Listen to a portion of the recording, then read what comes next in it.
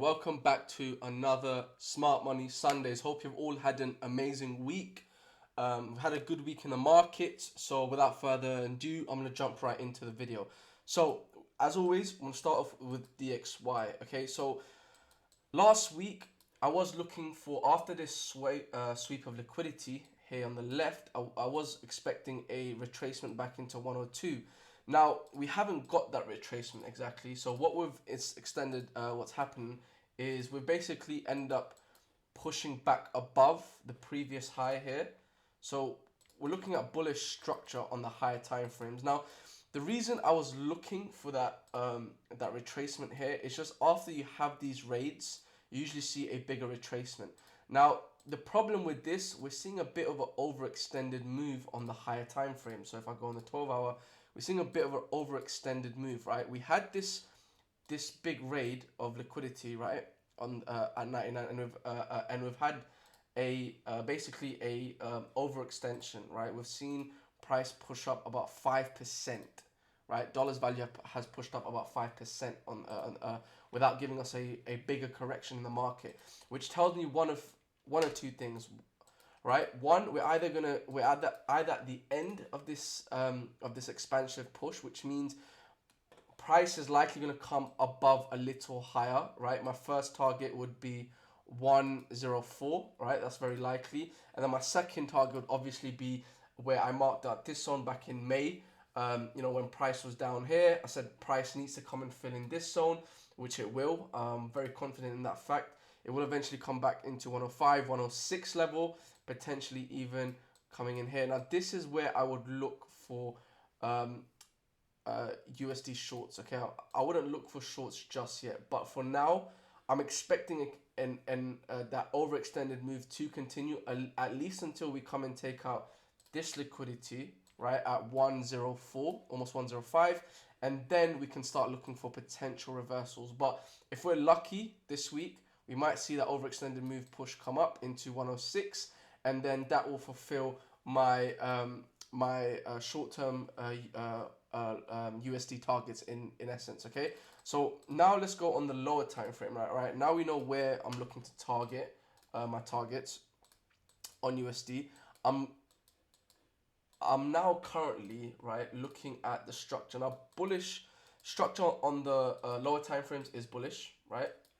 New highs, new lows, new highs, new lows, new highs. Okay, so higher high, higher low, higher high. Now, in essence, what I want to see is a change of structure before we push up. So I'd prefer price comes back down, take out this low, right? Trade back into 103 at the start of the week. So I prefer this happen Monday, and then that's where on Tuesday I'd look for longs. All right, that'd be the high probability scenario. A is where I'd look for this to occur. Now, if we don't see a retracement come Monday and we push up above, that means we're likely gonna see a reversal occur come in Tuesday after. If this is a Monday move, right, in terms of market cycles, if this is a Monday move, that means Tuesday we're likely gonna see a larger retracement on the high time frame. Okay, so that would be my scenario if we come up first into 104, take that liquidity at 104.7, then I'd be looking for shorts, okay, short-term shorts, okay, unless we see a squeeze back above 105. So that is sort of the scenario I am looking at for the DXY, right, on the lower time frames, right? I am bullish, right, for now, but this zone is very likely to come and get taken this week. And if we're lucky, 105, 106 will come and get tagged. But before that happens, I want to see a bit of a retracement, okay? And then that final overextended push up. Because like I said, when you have these big pushes, we're likely going to see a bigger, retracement. That doesn't mean you flip. I'm long-term bearish on the dollar right now. I'm not. But in terms of like midterm view, this is what I'm sort of looking at for the dollar, okay? So that is basically the DXY analysis for coming up into this week. All right, scenario A and B mapped out. Let's move over to EURUSD now. So EU. Now, last week, if you recall, right, I was looking for potential reversals longs because I was looking for that retracement on DXY, which we didn't end up getting.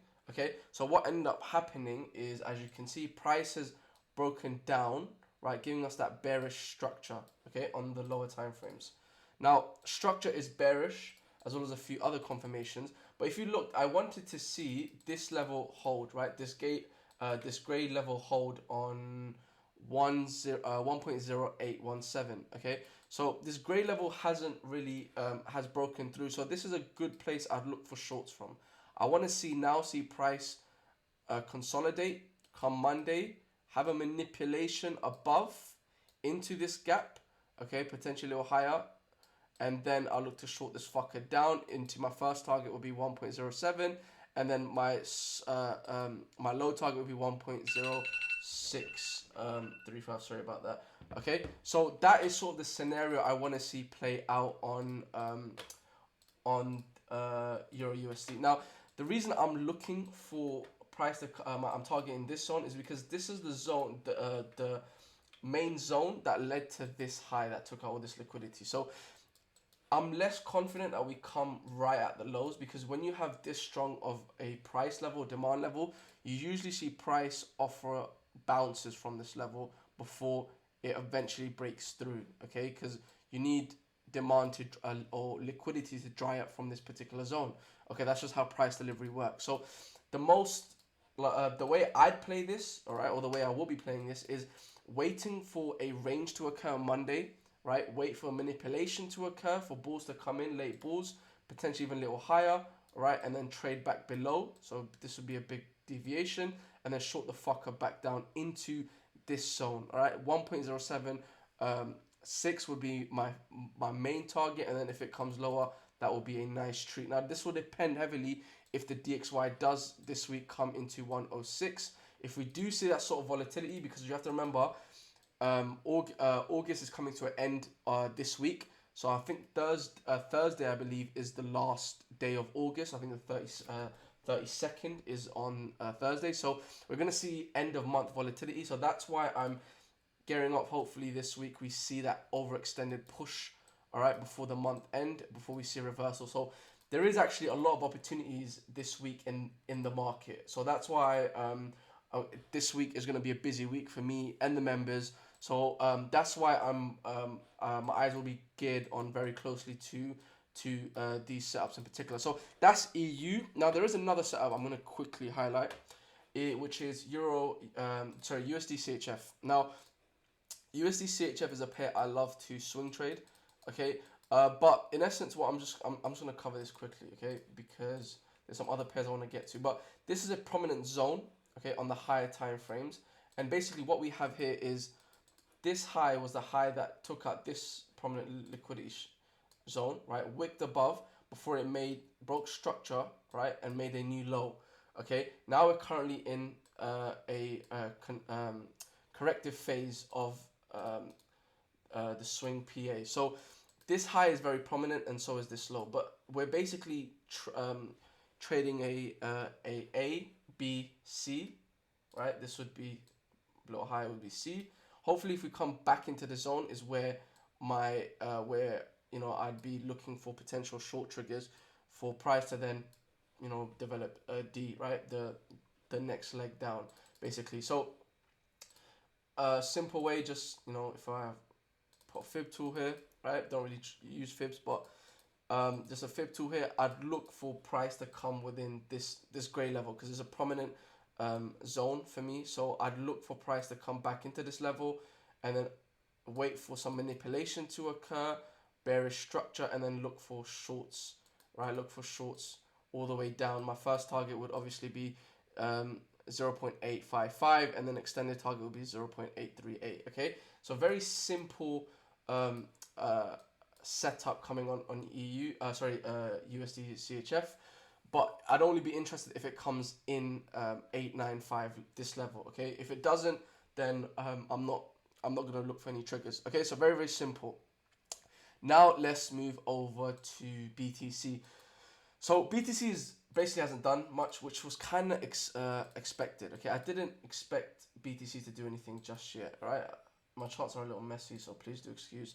But basically, when you do have a large volume like that, you do have, you know, a slower period of price action. Okay, where the market is going to, you know, reprice, rebalance, and reevaluate the conditions currently. So buyers and sellers aren't as actively buying or selling at these levels. Now, traders would have much likely been getting chopped up if they were trading these, which is absolute cancer. I wouldn't do it. So yeah, I'd recommend you guys stay out of this. Now, the way I'm actually looking to play this is one or two scenarios, right? I think I covered this last week, but it's pretty simple. Now we have this void here, and we have a CME gap here. Okay, so this is their intent for price to come and fill 27.5. Now the only question here is, do we come up first, okay, or do we go down first to take out this low, wick out this low, and then push up to fill in this gap,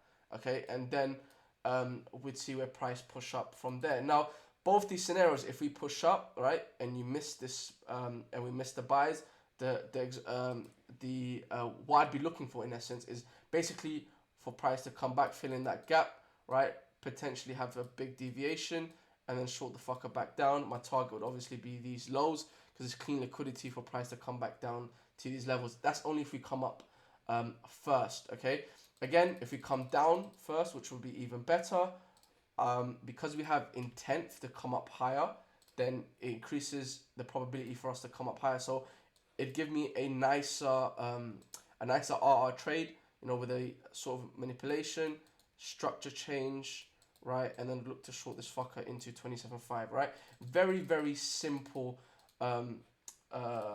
analysis for BTC. Okay, there's no need to overcomplicate, and there's no need to get involved in the market. Now, if I go into my other charts, right, my darker charts, let me go on the 2 hour quickly, right? You'll see I have these zones very clearly marked out. Okay, now don't pay attention to what's going on in between, because it's a bit complicated to explain, but what you'll see is what I'm looking for. Right now, I would be looking for longs if we break above this zone. So what I'd be looking for, if price is going to go fill in this gap now, what I want to see from price to do is break above this zone, give us a retracement back into this level, okay, potentially even wick down below. If this occurs, something like this occurs, then I'd look for longs into 27.5 this week, okay? Now, we are going to get strong volume this week because, again, it's the end of the month. But this is the sort of price action I need to see, exactly this. So you might want to screenshot this or save it. But this is the exact sort of price action I want to see for a high probability long into 27.5. And then, you know, would wait to see if a potential deviation to then short this back down, okay? But this is the scenario I'm looking for in order for longs to occur. And the only way I'd enter longs and or share it with the team, okay? This exactly needs to occur. For that to happen. Now, very, very simple, no need to overcomplicate it. Now, however, let me just get rid of all this quickly. Right. However, if price pushes above, okay, fails to hold, comes back down, something like that, we see a strong impulse from this level like that, right, then I'd look for potential, you know, shorts back down into that level. Now, this, I wouldn't prefer to play this just because we're in a demand at the lows of the range. I wouldn't like to trade this, but if it plays out something like this, then I'll take the short, right? My invalidation would, you know, be above here. That'd be my invalidation for a intraday short to come and target this low, okay? But again, I wouldn't prefer to trade that, okay? What I'd prefer to do is wait for price to come back down below, okay? Take out this low, and then I'd wait for a deviation, some sort of deviation to occur, confirmation, and then I look to long the fucker back in to, again, the gap, right? Which is the 27.5, the CME gap and avoided gap. So basically, we're basically just in a range, right? We are in one big fuck off range, okay? And when you're in a range, you don't want to get chopped up. So the best way to trade it, especially if you're a beginner, is wait for the extremities. Wait for price to either first push up, okay, push up, where you can then start looking for shorts, or wait for price to push down, where then you can obviously start trading the low extremity of the range. Very, very simple for BTC. No need to overcomplicate it, guys. Okay, so that is basically the different game plan or the different scenarios I'm looking on for BTC. Now, finally, I'm gonna move over to gold. Now, gold absolutely played beautifully this week. Right, this was my only position I actually took this week on was a swing on gold. Now, as you can see, I explained it. You know, on the previous video. If you haven't already, I recommend you go watch it just for educational value. But like I said, I was expecting to see a change in a trend, right? This slow move, liquidity, you know, taken out on the higher time frames, and I was expecting to see a relief rally, all right? A correction to occur before we see the continued bearish price action on the high time frame. And as you can see, it absolutely played beautifully. Okay, let me highlight on this chart. It's a bit easier to see. Now you can see, right, what actually ended up happening is I entered here, right, and price pushed up about 100 and so pips. Me and the team moved the stop to break even, and then I set a limit order, another limit order here at 189 with a tighter stop loss, just because my invalidation got tighter after that push above, right? Which gave us which was the main entry, right? Because this entry got stopped at break even, and then my main entry got wicked in before we saw that expansion to the upside, which was absolutely wonderful. So I'm in this position for 1 to 9R, took partials at almost 1 to 5. I'm in this with the premium analysis members. So yeah, this played absolutely beautifully, right? It was played absolutely as per my analysis and my system. Now, currently what I'm looking for is a potential push back into this key level on the lower time frames, 1919, and then a potential push back into 1905, where we can potentially look for scalings. Okay, as long as price starts trading above this high on the left, I think we're going to see a very nice rally into 1946. Right, that is still my main swing target, and that's why I'm still holding these longs. Okay, very, very simple. Okay, so I'm looking for that push into 198, and then potentially start of the week we have a short-term retracement, and then longs from this level 1906. Okay, very, very simple. Right, I'm gonna look to take profit at 1945, obviously, and then that's where I'm gonna be aggressively looking to short gold. Okay, but that's gonna come into next month, so I think we're gonna get to see that overextended push at the end of the week, so before the end of the month. I think we're gonna see that overextended push on gold, so it should give good opportunity for scaling. So if you did miss this move, right, if you did miss this exact entry, that's fine. I think this will play very well, right? And then I think this will be a good zone to scale in, right? Given confirmation structure, I think it'll be a good way to scale in on the trade. I'd wait for this trade on Tuesday, just because on Monday you have a lot of manipulation, hence why I don't actually like to trade on Mondays. I rarely ever trade on Mondays for that reason.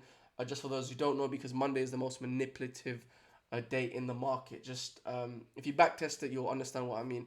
But yeah, that's all me done for today. I hope you guys enjoyed this episode. If you did, please do like and subscribe, do all that good stuff. All right, because it'll keep me coming back every single week for you guys. Also, if you haven't already, make sure you join our free public Telegram.